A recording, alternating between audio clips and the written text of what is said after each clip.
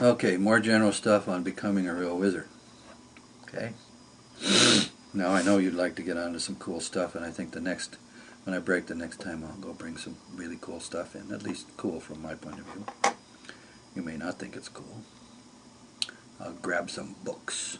We can play with the books. Here I want to finish up the idea of looking at your own biography as a book. The book of life and the book of your own soul. You know, that's what's right in front of you. Don't denigrate it. There's a reason you chose to be in life in this now, in this way, and have this journey that you're having, okay?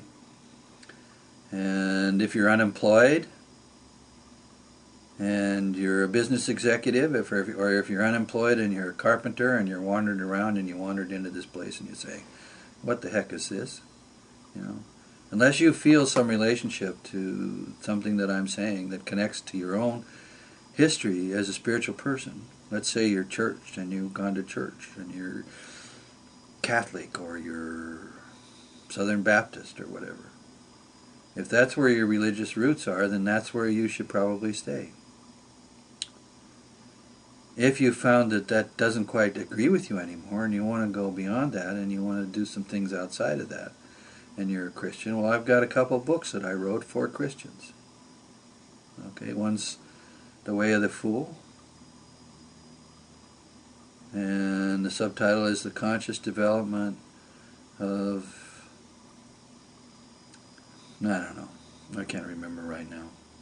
Let me pause and get it so I read it right, because it's, you know, it's my baby, one of my babies. Okay, The Way of the Fool, there we go, The Way of the Fool. Dun, dun, dun, dun, dun, dun, dun, dun, dun. The conscious development of our human character and the future of Christianity, both to be born out of the natural union of faith and gnosis. So you get that? Okay. Now the thing is, even though it's a book, because I have several screws loose, you get to read it for free on my website. You can buy a book to hold on your hand, but you can also read it for free on my website. The other book for Christians is called New Wine. Foundational Essays out of a Science of the Spirit in support of the coming living metamorphosis of Christianity.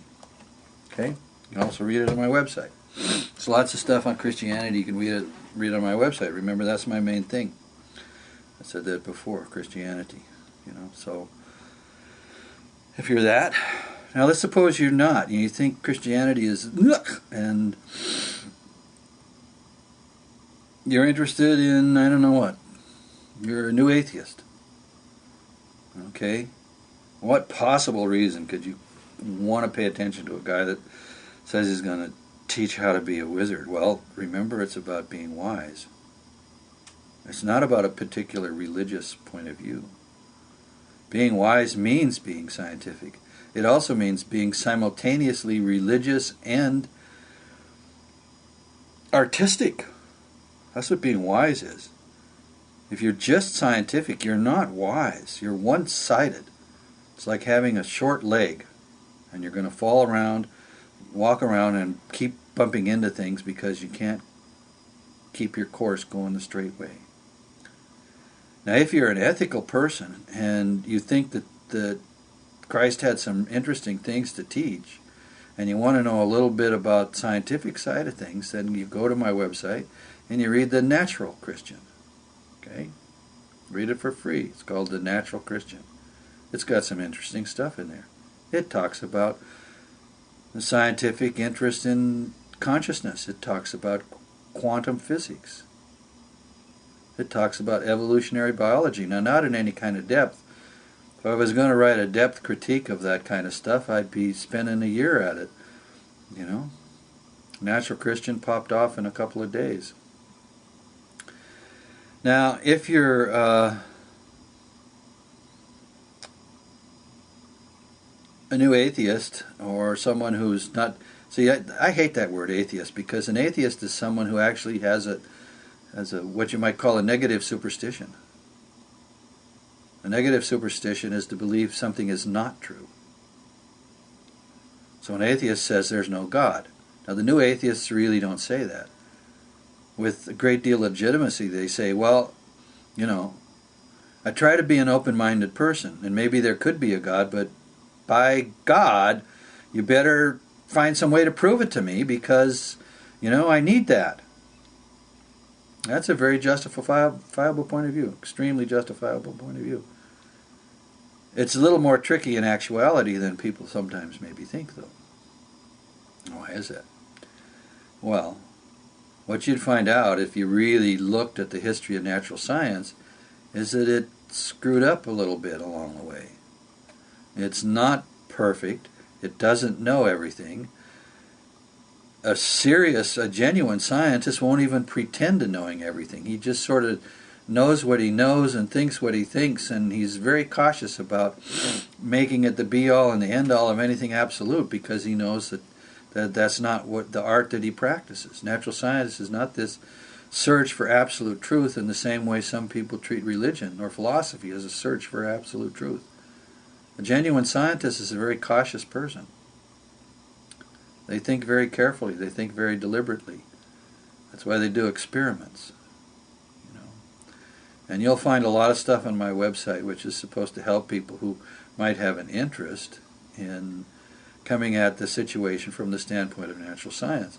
Several articles in New Wine, for example, are articles that talk about the scientific problem. Now, if you want to be a deep thinker about these questions, I'm not the best person to go to. But remember, I'm a guy who made a big library and has winnowed it down to very few books. And since we're going to talk about books anyway, I'll wait on that, but I'll just tell you about one particular writer. I'm going to bring some different kinds of books to look at if you want to be wise, okay, for the next video. But anyway, there's a guy by the name of Owen Barfield. He's an Englishman. You can't go wrong reading anything that Owen Barfield wrote. He's a genius. He's a towering genius. Now, he sees the world in really strange ways, and, maybe you can get your library, if you have access to a good library and you don't want to spend money, you want to get maybe his book called History, Guilt, and Habit.